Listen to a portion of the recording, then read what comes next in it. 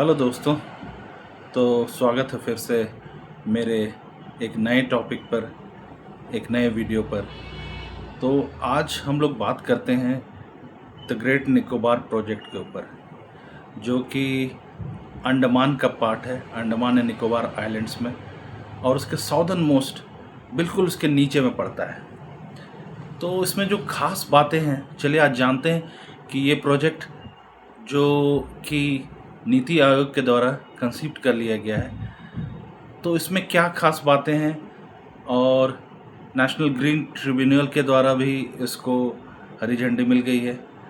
तो अब वहाँ प्रोजेक्ट बनाने का काम वहाँ शुरू होगा इंडियन गवर्नमेंट के द्वारा, और ये मोदी गवर्नमेंट का ही अंडर का एक प्रोजेक्ट है, जो इसमें बहुत सारी चीज़ें हैं।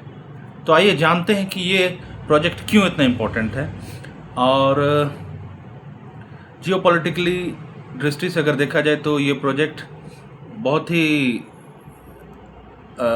मैसिव होने वाला है और बहुत ही की रोल प्ले करेगा हमारे चाइना के जो साथ सी ट्रेड है, और चाइना के साथ जो हम लोग का एक्सेलेरेशन का जो हम लोग का रिलेशनशिप है, जियोपॉलिटिकल रिलेशनशिप, उस पर भी बहुत असर करेगा। तो आइए जानते हैं कि ग्रेट निकोबार प्रोजेक्ट एक्चुअली में है क्या। तो ग्रेट निकोबार प्रोजेक्ट जो है वो है एक्चुअली में 92,000 करोड़ का ये प्रोजेक्ट है, जो कंसीव किया गया है नीति आयोग के द्वारा। अब ये मैसिव 30 ईयर फेज प्लान है। तो डेवलपमेंट प्लान है, ट्रांसफॉर्म किया जाएगा 910 स्क्वायर किलोमीटर, मतलब उस सारे क्षेत्रफल में 910 स्क्वायर किलोमीटर का जो क्षेत्रफल है उस पे इसको बांटा गया। जो साउदर्न मोस्ट आइलैंड है, मैं यहाँ पे उसका मैप लगा दूंगा, तो आप देख सकते हैं इस मैप में कि जो सबसे नीचे वाला पार्ट है, अंडमान निकोबार आइलैंड्स जो है वो काफ़ी सारे टापुओं से बना हुआ है। तो उसका जो सबसे नीचे वाला जो पार्ट है वो होता है, और ये जो साउदर्न मोस्ट आइलैंड जो है, जो ग्रेट निकोबार, ये स्ट्रेट ऑफ मलक्का, जो कि बहुत इम्पोर्टेंट स्ट्रेट है। जैसे अभी वहाँ पे ईरान में जो हार्मुज स्ट्रेट के हम लोग बात सुनते हैं कि उसमें से बहुत ही ट्रेड में इम्पोर्टेंट रोल प्ले करता है, इतने इतने शिप्स पार हो ट्रेड के। तो उसी तरह चाइना का जो है, चाइना का जो जितना भी ट्रेड शिप्स है, स्ट्रेट ऑफ मलक्का से होके साउथ चाइना सी के थ्रू वो इधर से अंडमान की तरफ से होके यहाँ से निकलते हैं, यहाँ से पार होते हैं सारे शिप्स। तो इसमें जो है हम लोगों का ट्रेड बढ़ेगा, और जो वहाँ पर से जो भी शिप्स जाएंगे तो उसमें जितने सारे भी टैक्स लगाने हैं, या जो अभी आप लोग देख सकते हैं कि ईरान जो टैक्स वसूलना चाह रहा है, और जिस चीज़ के चलते वहाँ उतनी लड़ाई हो रही है, तो इस पे हम लोगों का एक स्ट्रॉन्ग होल्ड हो जाएगा।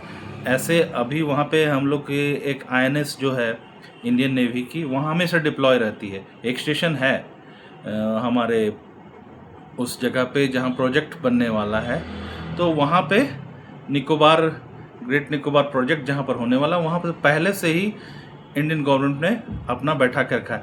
और इस प्रोजेक्ट की जो बात है वो जब यूपीए सरकार हुआ करती थी कांग्रेस की, उस समय से चले आ रही है इसकी बात। तो हम देख सकते हैं कि इसमें मैरीटाइम जो ट्रेड है हमारा, हाँ, वो इकोनॉमिक ग्रोथ को बढ़ाने में भी काम आएगा।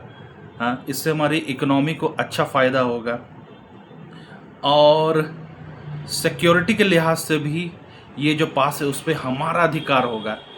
तो उसमें चाइना को भी हम रोक सकते हैं इसमें, और डायरेक्टली हमारा एक पैसेज मिल जाएगा हमें उस पर डील करने के लिए। तो जिस तरीके से अभी ईरान वहाँ पे अपना जो एक बोल सकते हैं आई एम द बॉस वाली चीज़ दिखला रहा है, उसी तरह से हम भी वहाँ पे दिखा सकेंगे। तो डीप वाटर कंटेनर टर्मिनल बनाने की भी वहाँ पे बात हो रही है। तो ये ग्रीनफील्ड एयर प्रोजेक्ट भी रहेगा, वहाँ पे प्लेन्स आ जा सकेंगे, वहाँ पे और ऑयल डेवलपमेंट प्रोजेक्ट भी बनेगा, वहाँ पे एयरपोर्ट भी बनने का बात हो रहा है, और वहाँ पे रोड्स कंस्ट्रक्शन भी होंगे उस आइलैंड पे। अब बात है कि इससे हमें फ़ायदा तो है, इस दृष्टि से अगर देखा जाए तो फ़ायदा बहुत है, लेकिन इसके दुर्गामी भी अगर हम सिचुएशन और इसको पक्ष को देखें तो वहाँ पे जो ट्राइब्स रहते हैं उनके लिए अच्छा नहीं है। तो ट्राइब्स को हटाया जाएगा, डिस्प्लेसमेंट होंगे। और आप जानते हैं कि अंडमान निकोबार आइलैंड्स में जो भी ट्राइबल्स वहाँ रहते हैं वो बड़े ही डिस्टिंक्ट कह सकते हैं, विलुप्त प्रजातियों में से है। बहुत ही ओल्ड प्रजाति के वहाँ ट्राइब्स हैं। वहाँ का जो एक आइलैंड है जो 60,000 ईयर ओल्ड स्टोन एज, जो वो एज से वहाँ पे वो लोग रहते हैं, उस टाइप का भी वहाँ आइलैंड है जहाँ जाना मना है। तो उस तरीके का वहाँ पे वेजिटेशन भी बहुत है। तो इतने जो मैसिव वे से 910 स्क्वायर किलोमीटर्स पे जो है वो डिस्ट्रॉय करना पड़ेगा ग्रीन वेजिटेशंस को। और ये हमारे लिए फ़ायदा तो है, लेकिन साथ में इन्वायरमेंट को भी, इसलिए इसका इतना विरोध हो रहा है। और श्री राहुल गांधी जी का भी इसमें, उन्होंने वहाँ पर जाके हाल ही में अपना एक वीडियो रिकॉर्ड भी किया था, बताया था कि क्या क्या इसमें नुकसान है हमारे वेजिटेशन को, एनवायरनमेंट को। तो खैर मेरा ये मानना है कि अगर सिक्योरिटी के लिहाज से देखा जाए तो डेवलपमेंट होनी चाहिए, लेकिन सही वे से ऐसा ना हो कि वहाँ के जो आदिवासी हैं उनको नुकसान पहुँचा के हम लोग उस कीमत पे डेवलप करें। तो कुछ ऐसा प्रोजेक्ट में इंक्लूड किया जाए कि वेजिटेशन भी मेंटेन रहे। ऐसे बोला गया है कि जितने पेड़, ग्रीन ट्रिब्यूनल ने बोला है कि नेशनल ग्रीन ट्रिब्यूनल ने, कि जितने पेड़ आप वहाँ से हटाएंगे उतने ही पेड़ हरियाणा के पास लगाने की बात हुई है। तो ये एक बात है, इसमें गवर्नमेंट कैसे काम करती है और ये कैसे सफलता की ओर जाता है, इसे हम आगे देखेंगे। बने रहिए। आज का वीडियो यहीं तक। Take care, bye.